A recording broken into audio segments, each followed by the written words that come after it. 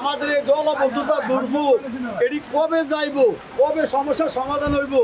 আমরা এই দুর্ভোগ আর কতদিন ভোগ করব? এই দুর্ভোগটা হলো পানি, ড্রেন ক্লিয়ার নাই, ড্রেন সংস্কার করতে হইব। পাঁচক্ত নামাজ যে আমরা মসজিদে পড়ি এটা হইতেছে না পানির কারণে পায়ের মধ্যে অনেক, হ্যাঁ এখানে পানি তো ভালো না, নোংরা পানির কারণে অনেক পায়ের মধ্যে গোটাকাটি হয়ে যায়, এই জন্য নামাজ পড়তে পারতেছি না। মূল সমস্যাটা এটা হইতেছে। আসলে মেন সমস্যা হচ্ছে আমাদের নাগরিকদের সমস্যা। আমরা যদি ড্রেনগুলো আশেপাশে যদি ময়লা না ফেলতাম, অথবা সিটি কর্পোরেশনের লোক যদি একটা মানে দিত ময়লা ফেলার জন্য দিত, তাহলে এখানে সেখানে ময়লা ফেলতো না আর ড্রেনগুলো ব্লক হতো না। আমাদের ক্যাম্পাসের ভিতরেও অনেকগুলো ক্লাসরুমও পানিতে ডুবে গেছে, সেক্ষেত্রে ক্লাস করতে আমাদের অসুবিধা হচ্ছে। ছেলে মেয়েরা আসা যাওয়া কমাই দিতে আসছে। গাড়ি চালাইতে অসুবিধা, গাড়ি নষ্ট হয়ে যাচ্ছে। তারপরে আপনার চলতে ফিরতে অসুবিধা, পানি কিন্তু সরতে আছে না, মেঘ বৃষ্টি হইলে পানি হয়ে কম রমান। যেদিকে যায় চা বিধানের কথা শুনলে কেউ আসতেছে না, যে কোনো গাড়ি ড্রাইভারে আসতেছে না। তাহলে যে আমরা যে কোনো একটা ভূগন্ধি নাই জায়গাটা যদি যে কোনো রকমে যদি কোনো একটা ব্যবস্থা করা যায় তাহলে তো ভালো একটু।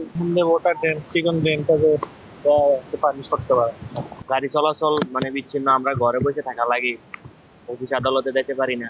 এখানে নালা নাই তো, নালার কোনো লাইন আছে যে যেটা আছে মনে করেন যে সেটা দিয়ে পানি যাচ্ছে না। পুরো অসকাল ওইদিকে আমার 3-4টা রাস্তা ঘুরে এরপরে এই জায়গাটা আছে দেখা যাচ্ছে রাস্তাঘাট এই সাইডটা মানে অনেক নিচু এলাকা। মানে এটা তো নিচু জায়গা, এই জন্য এখানে হালকা বৃষ্টিতে অনেক পানি জমে যায়। এই জন্য সরকারের কাছে আমাদের একটাই দাবি যে এই জায়গাটা তো মানে খুব তাড়াতাড়ি ঠিক করে দেওয়ার জন্য। এই জলবদ্ধতা নিরসন করার জন্য অবশ্যই আমি মনে করি আমাদের এই যে আমাদের যে উঁচু করতে হবে, মাটি ভরাট করতে হবে। এখন মাটি কোথা থেকে আনবে, এটা আমাদের যে কলেজ প্রশাসনকে আমি আহ্বান করবো, সংশ্লিষ্ট যে সিটি কর্পোরেশন রয়েছে বা প্রশাসন যারা রয়েছে তাদের সাথে কথা বলে কোথা থেকে মাটি আনলে কাজটা দ্রুত মানে উন্নতি করা যায় এই ক্যাম্পাসটা নিয়ে আমি এটা আশা করবো। এইটি আসলে জলাবদ্ধতা নিরসনটা কিন্তু একটা পরিকল্পনা মাফিক কাজ করতে হবে।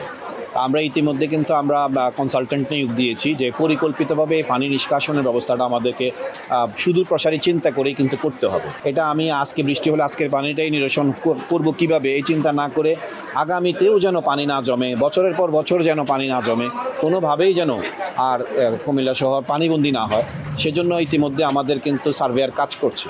আমরা একটি পরিকল্পিত ভাবেই আমরা পানি নিষ্কাশনের যে ব্যবস্থা সেটি করার জন্য আমরা ইতিমধ্যে দায়িত্ব দিয়েছি, একজন কনসালটেন্ট আমরা নিয়োগ দিয়েছি। এই কনসালটেন্টের অধীনে সার্ভেয়াররা কাজ করছে। তো এটি একটু সময় লাগবে, হয়তো 2-4-6 মাস হয়তো একটু সময় লাগবে। তো ইতিমধ্যে আমরা যেগুলো বিশেষ করে সামনে যে খালটা গুঙ্গাইজুরি খাল, এই খালটা যদি খনন করা হতো বা এই শহরের পানিগুলো যে পথে নামবে এই পথটাই তো ক্লিয়ার না, এটাই তো বাধাগ্রস্ত হয়ে আছে। এখন বাধাগুলোকে আগে আমাদেরকে বাধামুক্ত করতে হবে।